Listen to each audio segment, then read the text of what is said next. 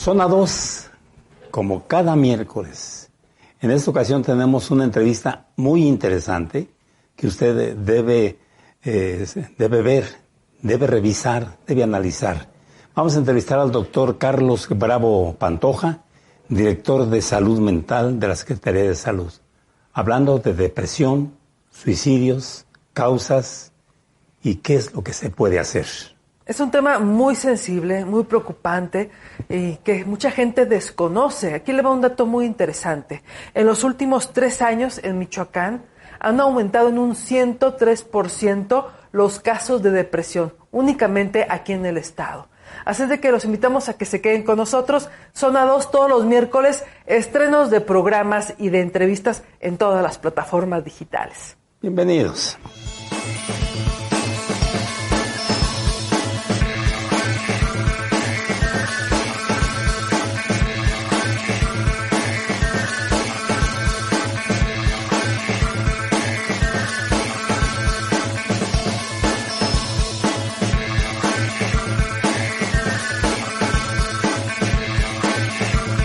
Y está con nosotros el doctor Carlos Bravo Pantoja.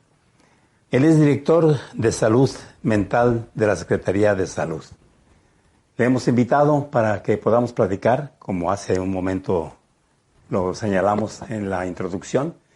Lo invitamos para platicar acerca de por qué el incremento de suicidios en este mes de diciembre, no solamente en diciembre, en enero y febrero, que también son un tanto cuanto fríos. ¿Por qué se toman esas determinaciones y por qué también, pues de alguna forma habrá que tener el tema como un asunto primordial para resolver? Doctor, bienvenido. Buenos días, doctor Carlos Bravo Pantoja. Buenos días, muchas gracias por la invitación. Al contrario, pues para hablar de este tema tan sensible, nos preocupan las estadísticas. Hablamos esta semana de por qué aumenta la depresión, primero para empezar, en esta temporada de diciembre, enero.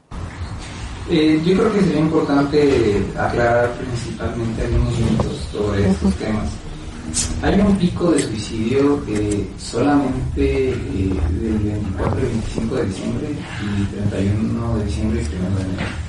En realidad la estadística aumenta en los meses de abril y de mayo. Es cuando la curva realmente es mucho más alta a lo largo del año. Si dejamos estos 2 picos de esas 2 fechas es por lo cual el mito está, ¿no? Sí. De que en diciembre aumenta. Pero cuando ya uno observa la gráfica de todo el año, son los meses de abril y mayo los más complejos con los de intentos de suicidio y los suicidios consumados. Explícalo. Tiene mucho que ver los aspectos biológicos que contribuyen a que se desarrolle un trastorno mental como la depresión. Sí involucran cuestiones como calor, como temperatura, como luz solar, pero no son la causa de ella, y eso siempre es como muy claro dejarlo. Muchos mitos se pueden crear a partir de dar la información así, ¿no? La falta de sol causa depresión, no. Pero sí, de los 10, 20, 50 factores que tenemos identificados, por supuesto que es uno de ellos. Lo que sucede mucho ante la falta de sol es que no se produce suficiente serotonina, y la serotonina es un neurotransmisor pues involucrado en muchas funciones cerebrales, incluido estado de ánimo, atención, concentración, sueño, apetito, motivación. La luz solar, bueno, pues favorece la formación de vitamina D a través de la piel, y esa es la explicación. La vitamina D es un predecesor de la serotonina. Lo mismo sucede en muchas cuestiones médicas. Es la razón por la cual cuando un bebé nace con ictericia, pues le damos sus baños de sol. Ahora, de ahí en fuera, tener en claro que la depresión, bueno, pues está presente en todo el año y ha ido incrementando en nuestro estado cada año desde los últimos 10 años. Debido a todos estos factores. Por muchos factores: violencia, falta de empleo, estresores, dificultades familiares, falta de acceso a tratamiento, el tejido social, falta de acceso a muchos factores distractores o de regulación emocional, la dinámica de la vida cotidiana, donde los padres tienen 2, 3 trabajos, tienen que salir, correr, la escuela, que muchas veces se vuelve hasta niveles competitivos académicamente, niveles de clases, y entonces Todos esos estresores van pasando de generación en generación. ¿Y antes no se daba de manera tan frecuente como ahora, doctor? Hay una cuestión con la genética en la depresión en la cual sí se transmite de generación en generación. Está demostrado que abuelos que tuvieron depresión es más probable que tengan hijos o nietos que vayan a desarrollar esos mismos trastornos, lo cual explica la tasa que va incrementando año con año. En el año 2000, la Organización Mundial de la Salud emitió un comunicado de que si no se hacía algo para prevención de suicidio y mejora de depresión, en 20 años se iba a incrementar 270%.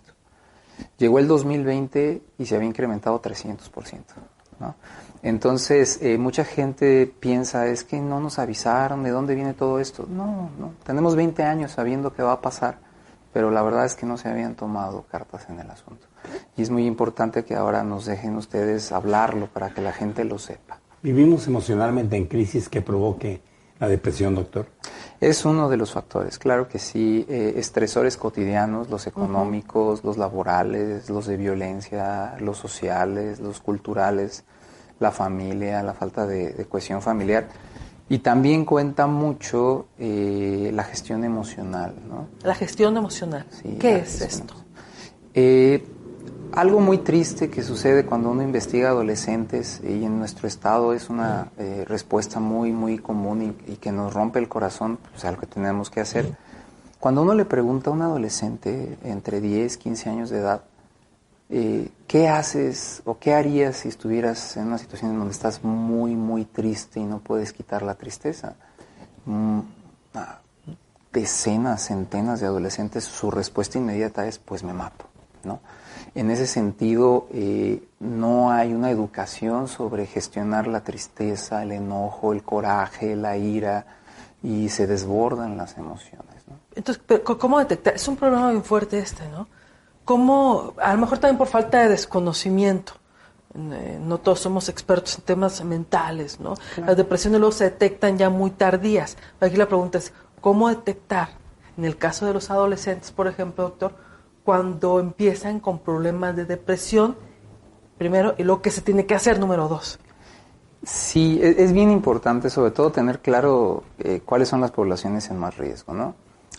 Todas las poblaciones están en riesgo, pero en nuestro estado, la población de 15 a 25 años de edad es la que más está sufriendo. De hecho, ya es la segunda causa de muerte en personas de 15 a 25 años en nuestro estado. ¿Pero por qué sufren? Si esa edad, o sea, el suicidio. Pero esa edad, doctor, digo, ¿por qué sufren? Esa edad es cuando tienes la vida para comértela, para vivirla, para gozarla, disfrutarla. Se supone, ¿no? Pero el tejido social está muy lastimado. Estamos hablando de situaciones muy estresantes. Para ellos la perspectiva de vida no es la misma que para generaciones anteriores, ¿no? En generaciones anteriores una persona con una profesión podía tener una perspectiva de un futuro importante. Ahorita esa generación visualiza tener 4 postdoctorados y no tener trabajo. O sea, claro que les afecta toda la violencia que se vive, violencia familiar, violencia de género, feminicidios, violencia relacionada con crimen organizado, la falta de empleo, las crisis que se ven por todos lados. No la tienen fácil. Los jóvenes están sufriendo muchísimo la ausencia de los padres que tienen que trabajar porque no pueden estar en casa para dedicarles el tiempo necesario, el acceso a violencia que se tiene en medios de televisión, en medios de entretenimiento. Es una suma de factores y en realidad la depresión en los adolescentes está siendo una carga para todos los sistemas de salud que tenemos que responder y dar suficiente capacidad de atención. Doctor, cuestión de estadísticas en Michoacán, ¿cómo andamos? La tasa de suicidio en Michoacán se incrementó 100.3% en los últimos 3 años. Éramos un estado que estaba a la mitad de la media en el país y ahorita estamos en tercer, cuarto lugar. Desafortunadamente. A nivel nacional. A nivel nacional. ¿Y en solo ¿cuántos suicidios ¿qué significa esto? El suicidio, mire, es difícil tener la estadística. ¿Por qué? La Secretaría de Salud tenemos los datos, pero el IMSS también tiene intentos de suicidio y también lo atiende, el ISSSTE, los hospitales de otras dependencias, las instituciones privadas, los suicidios consumados en la CEMEFO, es INEGI quien se encarga de recopilar la información y más o menos tarda un año. Entonces los datos que tenemos ahorita son 2021. Los 2022 más o menos tenemos 3 intentos de suicidio al día en la ciudad de Morelia y 5 intentos de suicidio al día en el estado. ¿3 en Morelia? Al día, intentos. Intentos. No lo logran. No, hay una diferencia entre intento de suicidio y suicidio consumado, ¿no? Del suicidio consumado las estadísticas todavía son más difíciles porque hay mucho estigma y mucho miedo. Entonces hemos detectado hasta dificultades en los registros de actas de defunción porque las familias no quieren que se hagan autopsias, porque ante un suicidio pues es una autopsia de ley y ya empiezan situaciones familiares complicadas, complejas, donde hasta aspectos de fe, de religión, demasiados temas complicados involucrados. Sí. Entonces, por supuesto que estamos trabajando en sistemas de información para poder entregar números cada vez más claros. Claro, es que 3 intentos de suicidios al día en Michoacán en este 2020, en Morelia en este 2022. En Michoacán, ¿cuánto decía el doctor? 5 al día. Y yo te pregunté hace un momento, creo que la respuesta se quedó como que volando. Pues sí, nos dices números, nos asustan las estadísticas, claro. Pero entonces, ¿cómo prevenirlos? Es un tema importante. ¿Cómo podemos detectar los signos primero de la depresión para que se atienda de manera adecuada? Porque es que vuelvo a lo mismo. No sabemos, la gente no sabemos qué hacer ante estos casos. Y la razón por la que no sabemos es el estigma. Y ¿Hay síntomas? Sí, pero es muy claro es muy importante dejar en claro la parte del estigma, porque la gente asume que depresión es tristeza. Ajá. Y ante la tristeza, la gente piensa que pues lo que hay que hacer es echarle ganas, pensar positivo. Sí. Y entonces tenemos una sociedad que, aunque le digas los síntomas, los minimiza. Los toma como una reacción humana normal, como una manipulación, como un intento de llamar la atención. Tanto la sociedad como a veces hasta los mismos sistemas de salud. Por eso decir una lista de síntomas, un checklist de síntomas no nos va a ayudar a entender la magnitud. Tenemos primero que entender que son enfermedades reales. No son manipulaciones, no son llamados de atención, no son los jóvenes siendo flojos o distraídos, no son las jóvenes siendo descuidadas, son enfermedades que se manifiestan con patrones conductuales. Entonces, no asumir que es nada más flojera o manipulación. Es triste saber que en los sistemas de salud nos enfrentamos que las familias les decimos la lista de síntomas, pero lo primero que hace todo el ambiente social es haz ejercicio, échale ganas, piensa positivo, pon de tu parte, haz 1000 cosas menos acudir a profesionales de la salud mental. No se te ocurra, porque ir al psiquiatra es dañino, te va a dar droga, te vas a hacer adicto. No, ir al psicólogo es para gente con más dinero que problemas. No acudes con profesionales. Entonces, tener los síntomas no nos va a ayudar a identificarlo a menos de que tengamos realmente en nuestro ser la claridad. Es una enfermedad, se toma en serio en el 100% de las veces y se atiende. Doctor, ¿qué porcentaje es una enfermedad orgánica y qué porcentaje es una enfermedad emocional? Son lo mismo. Es lo mismo. Nos enseñaron hace muchos años, y a todos de niños nos enseñan que la mente es una cosa y que el cuerpo es otra. Y esa pequeña distinción hace que la gente no logre captar la esencia de un trastorno mental. Yo puedo poner el ejemplo en donde yo agarro este objeto y lo cambio de lugar y sentir que yo tengo control. Y así me lo enseñaron. Mi mente lo determinó y mi cuerpo lo hizo. Yo tengo control. No, porque no tengo control sobre la señal que las células de mi ojo mandan a mi cerebro y que esa señal manda a la médula y la médula manda a los músculos y los músculos hacen el control. Entonces, es 100% cerebral y 100% mental, 100% emocional. Son exactamente la misma cosa. Yo sé que es difícil comprenderlo, pero pues con mucho gusto lo detallamos. ¿Tú tienes que ir al doctor? Sí, lo ideal es buscar una atención profesional lo más pronto posible y sí es importante entonces ya determinar qué sintomatología, cómo identificarla, pero primero perderle el miedo e identificarla como una enfermedad real. Porque para un padre de familia duerme todo el día, está desganado, ya significa que está deprimido. ¿Es cierto? Sí, muchas veces, pero ojalá lo pensaran así. Más bien es flojera, no más quiere llamar la atención, no quiere cumplir. La depresión es la primera causa de discapacidad a nivel mundial, de acuerdo a la Organización Mundial de la Salud. Y hasta la comunidad médica me lo cuestiona. ¿Cómo es posible que una enfermedad como la depresión esté por encima de diabetes, de infartos, de accidentes automovilísticos, a niveles de discapacidad? La respuesta es muy sencilla. La depresión es la primera causa de abandono escolar, la primera causa de abandono laboral, la primera causa de abandono familiar y la primera causa de abandono del proyecto de vida de una persona. No hay esperanza. Pues para ellos no hay esperanza. Tanto en jóvenes, en adultos, tercera edad, pega igual a todos. Sí, ahí y es donde gracias por darme tiempo para explicarme un poquito en la sintomatología. Los síntomas, primero que nada, no son tristeza. Lo que llamamos estado de ánimo bajo es sentirse vacía o vacío por dentro. Sentir o no sentir. Sentirse desprovista o desprovisto de emoción o ganas de cualquier cosa. Eso no es tristeza, eso es algo mucho más complejo que la tristeza.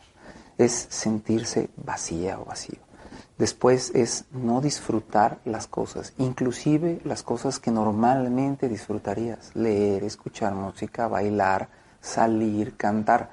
Y eso explica el por qué los jóvenes que deberían de estar experimentando, conociendo, encontrando su rol en la sociedad, no lo pueden hacer, no disfrutan nada.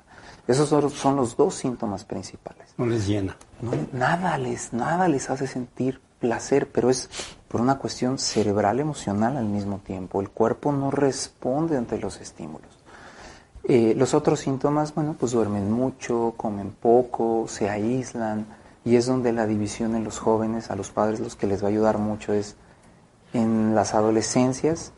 Los síntomas principales son la irritabilidad, la poca tolerancia a la frustración y el aislamiento. ¿Las drogas en este caso tienen que ver? Mucho que ver.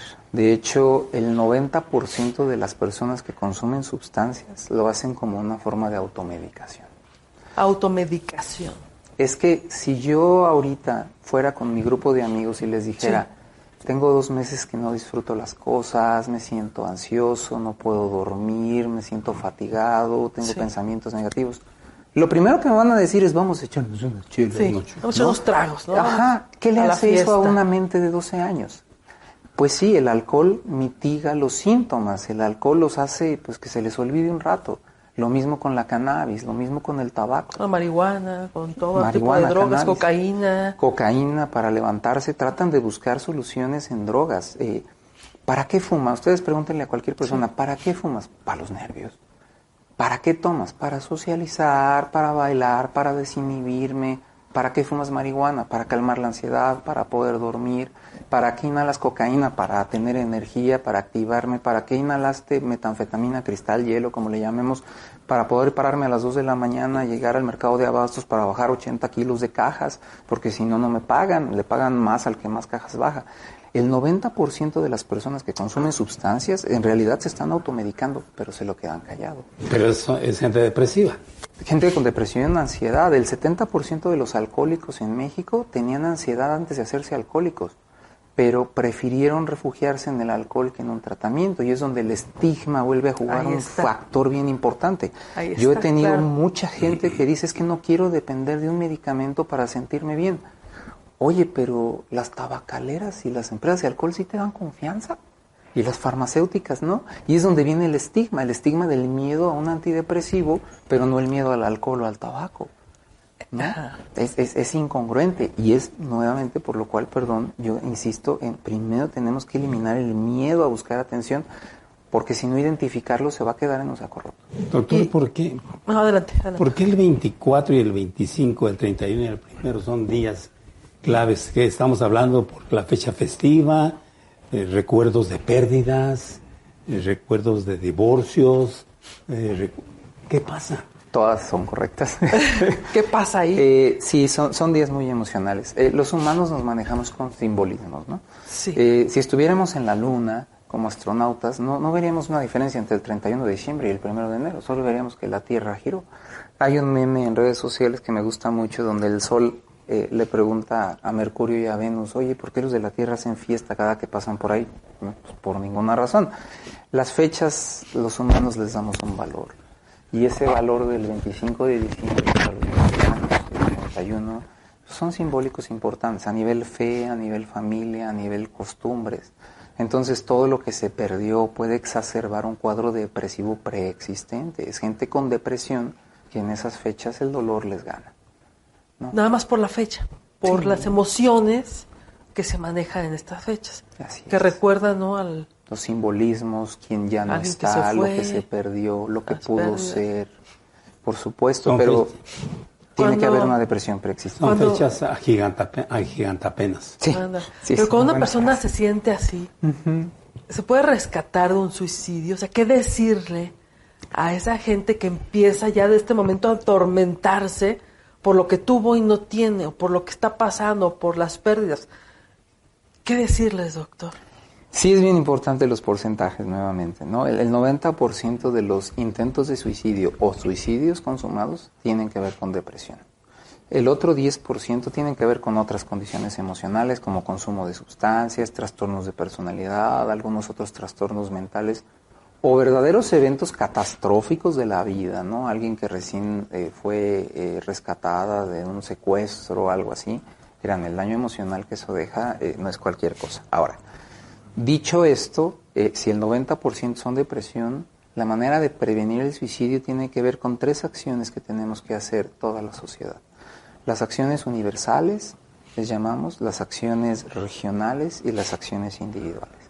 Las acciones universales tienen que ver con que informemos a la sociedad, y lo que estamos haciendo aquí es porque agradecemos siempre la invitación, para que la gente escuche la verdad, no lo que pueda haber en alguna página mal informada. Así es. Que escuche la verdad. Esto es un tema difícil, no es tristeza, no es manipulación. Esas son las acciones de prevención universales, que todos hagamos nuestro mayor esfuerzo para informarle a la gente de la realidad. Son enfermedades reales. Las acciones regionales tienen que ver con irnos a las escuelas, ver quién está en más riesgo, ver qué poblaciones tienen riesgos. No es lo mismo los riesgos de suicidio de la población de Zamora, Jacona, que en Morelia, Tarímbaro. Cambia mucho, no es lo mismo Lázaro Cárdenas que Zitácuaro. Entonces tenemos que hacer estudios regionales para saber qué es lo que está afectando a las adolescencias. Y las acciones individuales es, una vez captado el caso, pues ver qué está pasando ahí a nivel familiar, a nivel individual, a nivel genético, a nivel de comorbilidades, por ejemplo. Sí. ¿Qué les podemos decir? Primero que nada, que no es malo buscar ayuda. Y es donde el estigma nuevamente cobra una importancia. Yo les decía muchas veces, la familia, la sociedad, no vayas al psiquiatra, no vayas. ¿A qué va? La persona sabe, sí, al contrario, es ve, hasta te acompaño. Te voy a salvar. Yo te acompaño, Claro, ¿no? Es más. vamos, ¿no? Y es donde también a veces la gestión emocional a nivel familiar, enseñarles a las familias a comunicarse de una mejor manera, a pasar más tiempo juntos de calidad. Ya sabemos lo acarreados que estamos en todos lados. No se trata de cantidad, sino de calidad. Enseñar a nuestros padres de familia, a nuestros adolescentes, a nuestros abuelos, cómo comunicarnos las cosas, a no perder la capacidad de interactuar entre nosotros. Y es donde la pandemia pegó muchísimo. ¿Influyó? Sí, muchísimo. La salud mental se vio muy deteriorada. Por ejemplo, en adolescentes, donde la pandemia pegó mucho, es que la escuela cumple 4 funciones. La académica, Sí. la de socialización con pares, la de socialización con figuras de autoridad Así es. y la de identificación de roles. Y la escuela en línea solo cumplía la académica. Dejó las otras 3 de lado. Entendemos que había una necesidad, pero las adolescencias sufrieron de una manera espantosa la escuela en línea. Y el regresar les pegó durísimo. Porque los niños estaban prácticamente aislados. Sí. Completamente aislados más bien, ¿no? Sí, Frente a una computadora por horas y horas y horas. horas, semanas, meses Sí, enteros, meses, y años. los padres y madres tenían que salir a trabajar. O sea, genuinamente fue un momento de crisis para nuestra sociedad que dejó secuelas emocionales y aumentó los niveles de trastornos de ansiedad y de depresión. A los menores, a los pequeños también se les puede medicar, obviamente con un especialista como tú, doctor, con antidepresivos. No siempre es necesaria la No medicación. siempre. O sea, y eso es donde hay que perder el miedo. Sí. No todos los pacientes con depresión se atienden igual, porque cada humano es diferente. A diferencia Sí. de vamos a hablar de una apendicitis, ¿no? Bueno, pues el apéndice en el 99% de las veces está localizado en la misma área anatómica y el procedimiento quirúrgico no varía. Sí. no hay dos depresiones iguales. Entonces, en ese sentido, tenemos que tener muy claro cómo individualizar. Cada caso es distinto, no siempre los fármacos son lo ideal, pero sí hay que perderles el miedo. Por si algún día en una atención un especialista dice, en este caso es necesario el fármaco, entender que ya no usamos drogas. O sea, yo entiendo el miedo. Psiquiatría y medicamentos peligrosos para la gente lo traemos bien metido como un sinónimo. Como cosa mala. Cosa mala y cosa que va de la mano. Sí.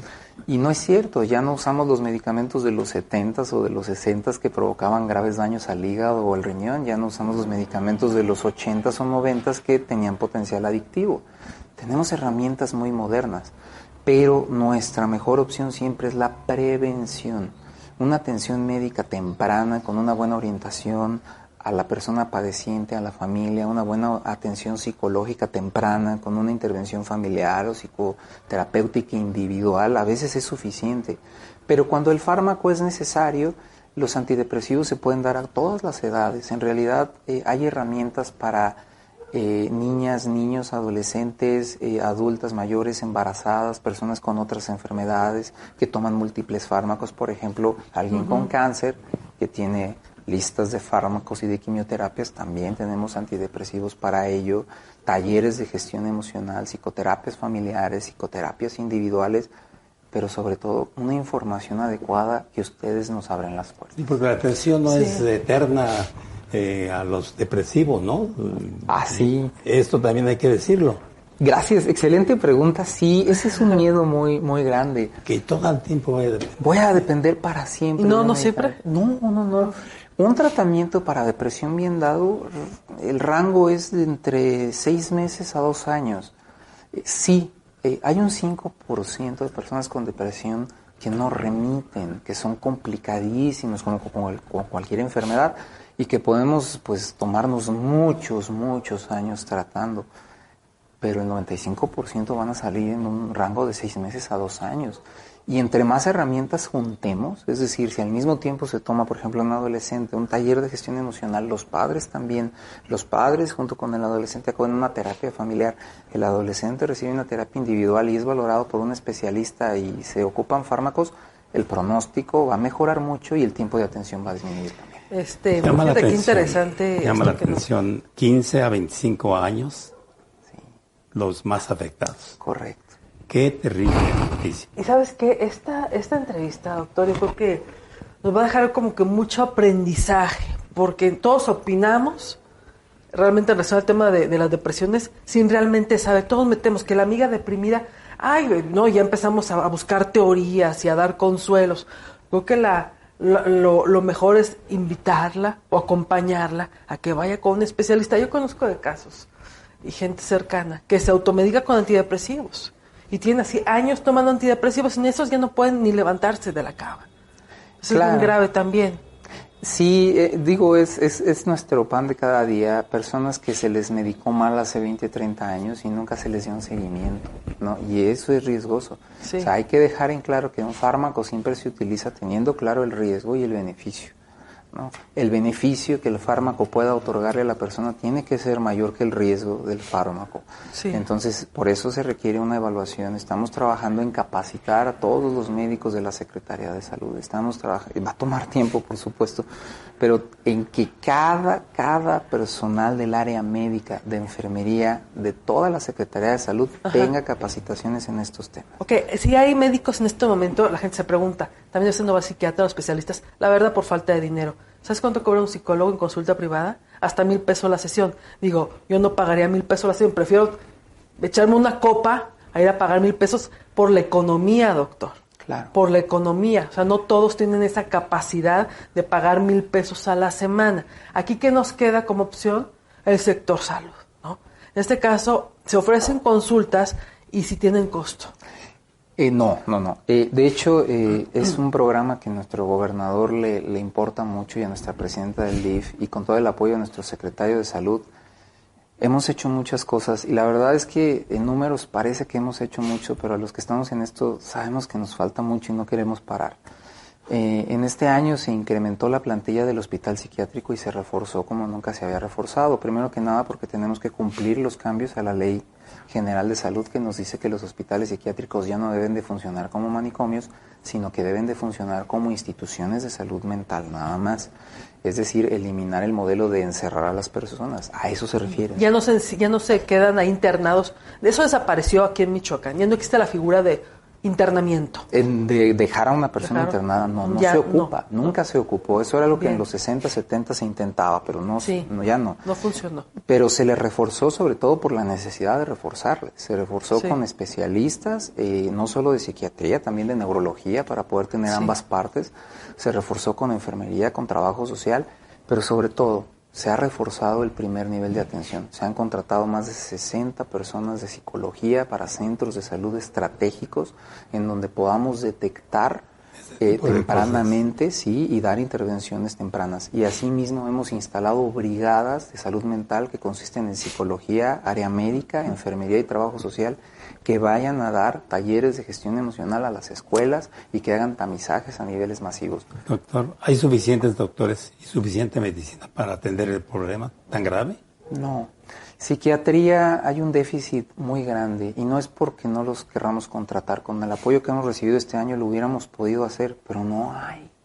O sea, de verdad no hay. Solo se forman 130 psiquiatras al año en todo el país. ¿En todo el país? Sí, estamos hablando de un país que forma un psiquiatra por millón de habitantes. Entonces, ¿qué están haciendo? Se está tratando de incrementar el número de especialistas que se forman, porque para formar un especialista pues, se requiere una institución grande, un hospital con un grado académico alto para poder dar el grado de especialista. Y de esos hospitales pues hay en México y en algunas otras ciudades. Estamos luchando porque nuestro hospital psiquiátrico se convierta en una institución de formación de psiquiatría. Ahora, eso es en el nivel de especialistas de psiquiatría. De psicología sí contamos con un número mayor y capacitar al área de medicina general es prioritaria. Todos lo tenemos. ¿Y medicina? Sí. Sobre fármacos, sí. De hecho, la pandemia afectó mucho la distribución de muchos psicofármacos. La verdad es que sí nos vimos afectados, pero fue porque pues las mismas farmacéuticas que hacen las vacunas y sin decir marcas, pues hacen muchos de estos fármacos. Y yo quiero imaginar, al menos así lo entendemos, nos lo informaron, pues decidieron fabricar vacunas y dejar medicamentos de lado. Pero ahorita ya se está restableciendo. Ahorita el psiquiátrico cuenta con un abasto de 87%, lo cual es pues decente, ¿no? Nos gustaría que fuera el 100%, pero también estamos trabajando para tener una red en la que distribuyamos fármacos a los centros de salud para que la gente no tenga que trasladarse a Morelia por su receta, ¿no? Se le detectó en Morelia, sí, el especialista solo estaba en Morelia, sí, pero le da un seguimiento por telemedicina, por telellamada y movemos el fármaco a donde está la población. ¿Por qué? Porque es carísimo atender esto a nivel privado y queremos darlo gratuito. Cuesta mucho. Todo lo que hace la Secretaría de Salud es gratuito. Es gratuito. Y si alguien les quiere cobrar, yo siempre los invito a denunciar. Qué bueno. Porque tiene que ser gratuito. Doctor Carlos Bravo Pantoja, muchas gracias por esta charla de altísimo interés. Ojalá que llegue a una gran cantidad de personas para que lo reflexionen y sobre todo que les ayude a resolver este problema tan serio que es la depresión. Yo les agradezco la invitación, siempre la oportunidad de llevar a la población la información de lo difícil que está la situación, pero que hay mucho que podamos hacer, es importante. Entonces yo les agradezco a ustedes. Al contrario, doctor, un programa de mucho aprendizaje, nos has iluminado en el tema de la depresión y del suicidio. Te agradecemos mucho, doctor. Para servir. Bueno, pues terminamos, José, es un programa más de Zona 2 con un tema pues muy sensible y muy interesante, José Luis. Interesantísimo. Usted tiene la última opinión. Muchas gracias. Gracias por su atención. Recuerde, todos los miércoles, 8 de la noche, estamos aquí en nuestro canal de YouTube, en nuestras páginas de Facebook, en un montón de redes sociales. Todos los miércoles, 8 de la noche, nuestros estrenos de programas y de entrevistas aquí en Zona 2. Gracias por su atención. Gracias.